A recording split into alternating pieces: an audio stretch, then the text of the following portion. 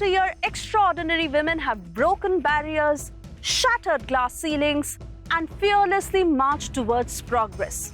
Republic Media Network salutes this indomitable spirit of women who continue to inspire generations to come. Welcome to Tecno Phantom V Flip 5G presents Women Pioneers of India in association with Republic TV. Fasten your seatbelts. With us is a trailblazer who has been burning rubber and has flipped the narrative when it comes to the world of motorsports. Joining us on the show is none other than Mira Erda, who is India's first female racer to win internationally in Formula 4. Let's take a look at her incredible journey. At the age of 9, Mira set out on a journey defying stereotypes and racing towards victory. From karting to the racetrack, Mira's journey is a beacon of inspiration for all aspiring racers. In a male-dominated arena, Mira raced against skepticism and adversity, but she never looked back. From a young enthusiast to India's youngest female professional racing driver, Mira didn't just break through barriers, she shattered them. Her journey is a reminder that dreams have no limits, just like the speed on the racetrack.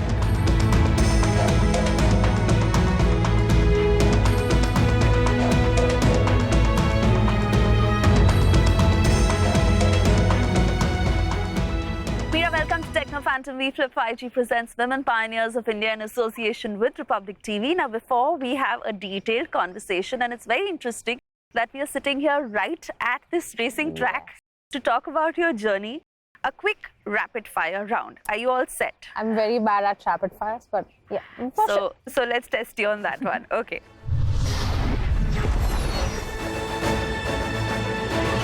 One race that you can never forget. My first race win back in 2012 when I started last, and in 3 laps I overtook everybody. So that was one challenge. One place you want to travel to. Difficult, very difficult. Switzerland. What's your favorite pre-race ritual? I like to just sit into my car and just strap in, put my helmet on, and just like focus, have a conversation with my car. That's one thing. Feel one. What's your favorite racetrack in the world? The Bodh International Circuit is one of my favorite tracks to race on.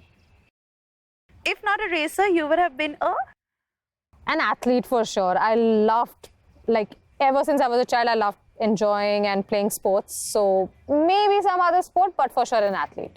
Your dream team to race with? Red Bull Racing. Your favorite quote? Never give up. Just keep your head down and focus. One word to describe the feeling of being in a race car? Home. What's your go-to post-race meal? Quite a lot. It depends from how the race has gone, but I love desserts. So you give me any kind of dessert, tiramisu, cake, I love dessert. You were in your teens and you started competing professionally. You were on international platforms well enough to realize that this is a primarily male-dominated arena. Yes.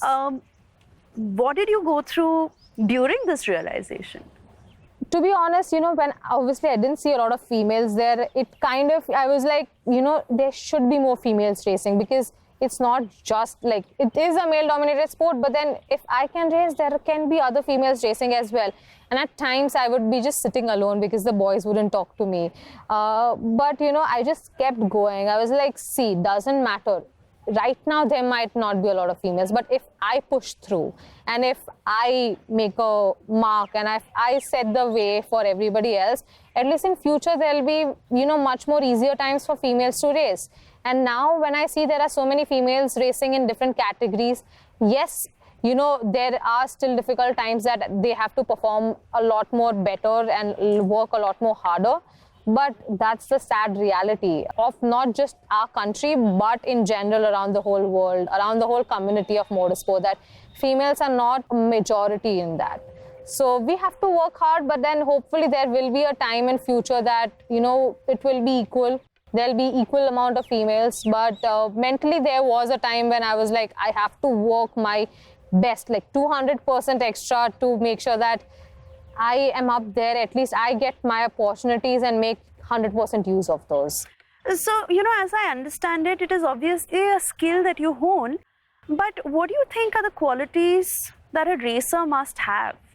Most importantly is the focus. As soon as you get into your car, you need to know what you're supposed to do, how you're supposed to drive, and have that alertness, because we are racing at such high speeds and we're very close. It's very close racing. So one small mistake of yourself or somebody else might cause a serious accident, or might make you lose positions. So we have to be very alert in what we are doing and how we are putting our car, positioning our cars. So that's one thing which is really important for a race car driver. Then physical strength is very important, and just overall how you adapt quickly to situations. Even if the car is not good, there might be situations where you will have to push through, you will have to adapt and put yourself into a uncomfortable position, so that might not work right now, but in future you'll just be able to get a better result out of it. Have there also been moments where you felt a sense of fear while you're racing at those speeds? Your parents may feel it. What does the family go through? Well, I would say I was one of the lucky ones, where my parents were the ones who were more like, no, you know what, you're going slow, you need to go more faster. And that would, after a point, annoy me, because I was like, come on, Dad, come on, Mom, I'm doing my best. Now, how much more faster do I go? But now I realize that constant nagging and that constant pushing me extra really helped me to break my barriers, obviously. But then there are points, where I have myself, not been scared about the speed, but been scared or just been anxious enough, like what's going to happen, like how is this race going to turn up, and all of those fears. But then, if I let those come and take over my driving skills, I won't be able to perform my best, and I won't be able to get the results that I'm hoping for, because the whole team is working hard. It's not just me who's getting the results. So I have to just put all of those fears at the back of my head and just get onto the track and give my 100% every time. I must say you have that razor sharp focus. Then again, you've been on so many tracks. Tell us about some of the high points that you've had. I remember I was just 12 years old, and it was my first ever, pole position that I had achieved in the pre-finals. And due to some technical reasons, I was disqualified and I was put to the back of the grid. Now, there were around, let's say, 12 or 13 drivers. I'm not really sure about the number, but then there were quite a few. And I had to start at the back, and I was really upset because that was my first pole. So the team told me that we are going to give you the best car possible. Now it's more like up to you what you want to do. Do you just want to enjoy the race, and do you just want to be a mediocre racer, or this is your point where you prove it not just to everybody else but to yourself that you can do it and you're meant for it. And that day I gave everything I had, and I still remember that day so clearly. In just 3 laps, I was up there fighting and, overtaking all the drivers, and that laser focus was there. And, I could see all my competitors being shocked that, okay, she started last, and right away in just 3 laps, she's right here behind us and overtaking us. And when I won that race, crossing the checkered flag, I could just see it was my team and my parents who were really happy, jumping around. Whilst everybody else was shocked that a girl actually managed to do that. And that was one feeling that I always, after that point, I was like, I want to feel this every time. I want to feel how I feel when I'm standing on top of the podium, holding the first position trophy. And I also felt like, okay, this shouldn't be a shock every time that a girl, manages to do something like this or pull off something like this. It should become normal. So after that is when I decided, okay, this passion needs to turn into profession, so that it becomes very normal after a point that even girls can race and they can win as well. Mira, you're all of 22, and I'm sure that you also somewhere understand that given the exposure you've had, you're mentally ahead probably of a lot of peers. Yes. What are the life lessons that you've taken from racing that you've imbibed personally? With racing, I matured quite a lot earlier than I was supposed to. I have to give my 100% in everything I'm doing. It just can't be one thing and the others have to be mediocre. So that really, helped me realize that, okay, life can change at any point of time. So you have to be at the top of your game in every part of it. And that's why even when I talked about studies, it was more like, okay, I have to at least have this benchmark for myself that, okay, this is a certain percentage that you have to achieve every time. So you figure it out however you want to, but you have to get until there. There might be setbacks, there might be, mishaps that might happen. So that happened in racing. That was one biggest lesson that I learned, that there was a time when my car was having a lot of issues and I was at my peak as a driver, but the car was not supporting enough to make me reach to the podium or even get a win or be able to fight. So that's when I learned that, okay, people around me told that it's okay, Mira, right now work on yourself. Don't focus on the car. There might be a time in future when your car is at 100%, it's perfect, and you have also improved a lot. So when you combine both of those things, you'll be able to get better results. So that's something that I always prefer to do it in my life as well. That, okay, the situations might not be good, you might not get your goals right now, but at least as a human being, if you constantly work enough, and if you're like working on yourself and pushing yourself out of your comfort zone, you will learn and you will grow as a person. You represent your country at an international level, not just do that, but perform at a much more higher level, even when you're racing internationally. That takes up the name much more higher. So I feel, every individual has to work hard enough right now, because this is the time that will change the future for our country. You have lots to achieve. I mean, you're still very young, but fact still remains that when it comes to Formula racing in India, you have flipped the narrative. What was the turning point for you? As I said, the point when I was on the podium is when it changed my perspective about racing in general. I was like, until then I was just doing it for passion and just enjoying it.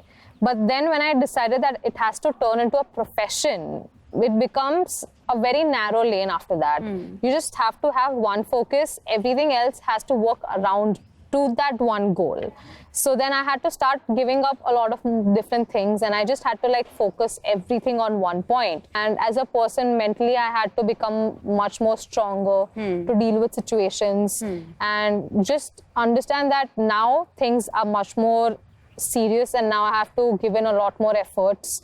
So it was more about focus right now, get the results, enjoy those results later on, and everything else will be there waiting for you. Mira, today's youngsters have so much to learn from you, and in fact also what your future plans are going to be all about. So we have to slip into a very short commercial break right now, but we'll quickly come back. And yes, all of you are watching Tecno Phantom V-Flip 5G presents Women Pioneers of India in association with Republic TV. Mira Erda continues to stay with us on the other side. Do stay tuned.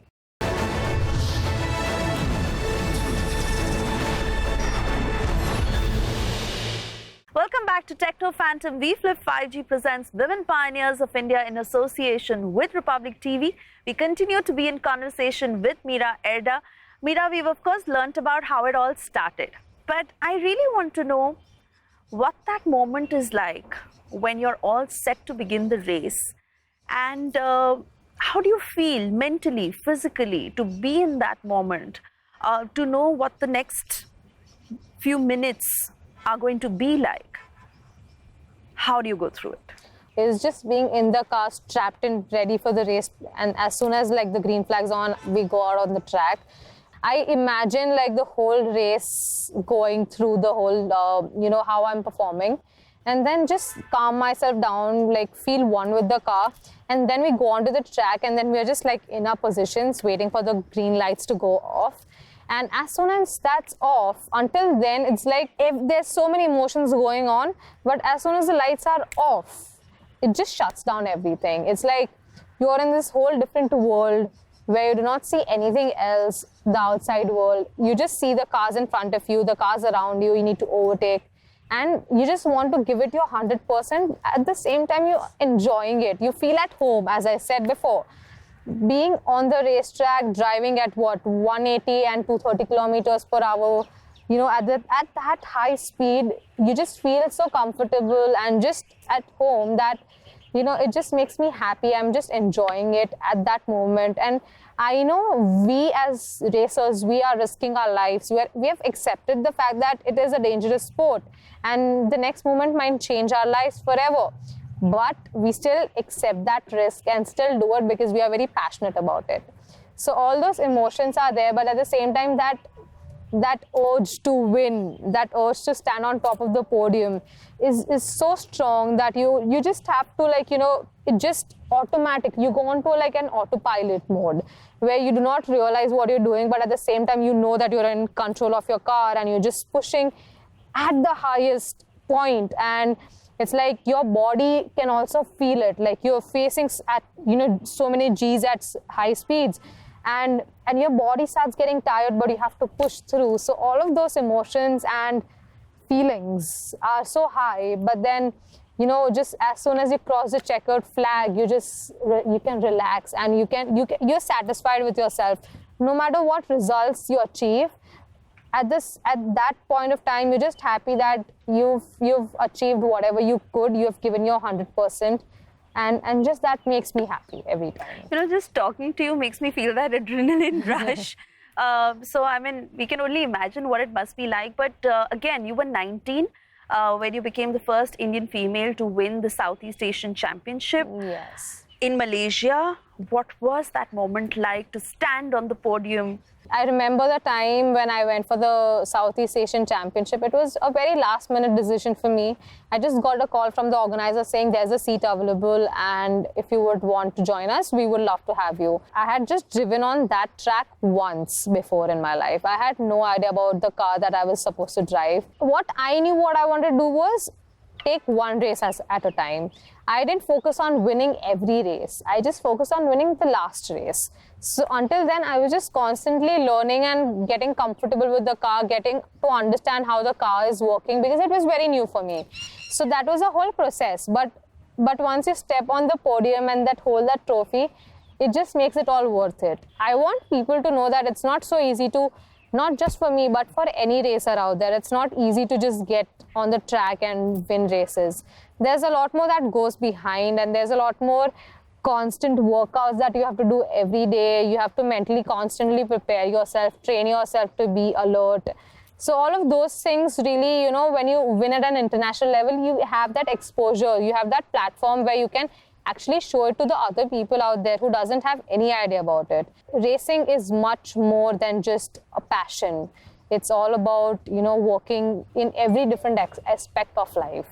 So at home, who's your driving force? Your father, of course. Both. My mom and dad both, because they've always managed two sides of the coin. Is there pressure that you also have to get good marks or just focus on racing? No, not really. My parents were quite chill. They're quite chill now as well. They're more like just, we know that you know what you need to do. So just do your thing. There was a point when my parents would be like, even if you pass, we are more than happy. Because we know you're working hard in the other part of life. You're, sacrificing a lot. You're not attending school so much. So we understand. But then obviously it was me who always wanted to perform better in school as well. My mom used to, carry like a whole bag of books. And every time we used to drive down to every city from Vadodara, and every time I was in the car, I would get bored and I would be like, Ma, I'm bored, give me phone to watch, or, give me food to eat. And she's like, no, beta, it's okay, come, we'll study. So, she would know when things, when to put me into a position, and then I would be like, no, thanks, I would rather go to sleep. So I was that person. But with her help and with her constant, helping me around in studies, I managed to become a better human being and understand that, okay, I have to perform well in everything. At the same time, my dad, I've seen him sacrifice so many things, and just looking at him drive, like we used to drive for 2 days constantly to reach different cities. That would be like a force that, okay, if he's driving so much, if he's putting himself under so much pressure and, doing everything he can to make sure that I am being able to race, I get those opportunities, I have to perform for them. And that was my driving force. And it still is. Even now, my dad has a a few medical issues, but he still doesn't like sitting at home. He's like, you know what, I am coming to your race weekend, I cannot sit at home. So he's always there. He constantly pushes himself. So that just constantly makes me want to give my best. So one thing, of course, is taking one day at a time. Yes. And of course, staying focused. Again, I'd ask you, what is your mantra, your philosophy in life? As I said before, you know, never give up. Just have that focus and constantly work towards it. If you give up, if you feel like giving up, is the time that you have to push through, because you never know the next moment after you have given up, there might be opportunity waiting for you. You make your own opportunities and you make way for your goals. So just constantly work and never give up. That's the whole point. Mira, again, I'd like to understand, how does technology empower women, according to you, to challenge and shatter traditional gender norms and empower women to take control of their lives? For me, I would say, you know, I have been able to just grow as a human being and as a racer, because now with the help of technology, I can learn so much more about the car. I can get into details. I can look into my, you know, race footage and learn, see where I have made mistakes. So in general, you know, for me as a race car driver, it has really helped me improve myself as a driver and get the performance out there. But at the same time, it's also helping me to reach out to other females and create a platform for them as well to get into the sport. What's your message to all the youngsters out there watching you? Not just females, but to any youngster out there who's watching me. There are a lot more opportunities than you think you have right now. You just have to get out of your comfort zone and find those. If you're just gonna sit at home, nobody's gonna come and serve it on a plate for you. Be open to options and constantly learn new things. That's the way forward. It's been lovely talking to you, Mira, and I say it's not just today's generation, but I think everyone has so much to learn from you. Thanks. So, as we wrap this conversation, we'll take a quick selfie. Of course, let's do it.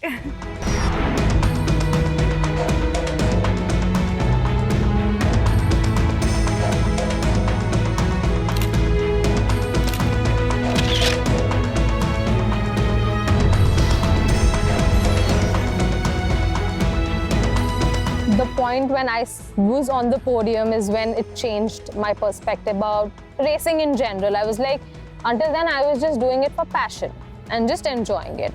But then when I decided that it has to turn into a profession, it becomes a very narrow lane after that. You just have to have one focus. Everything else has to work around to that one goal.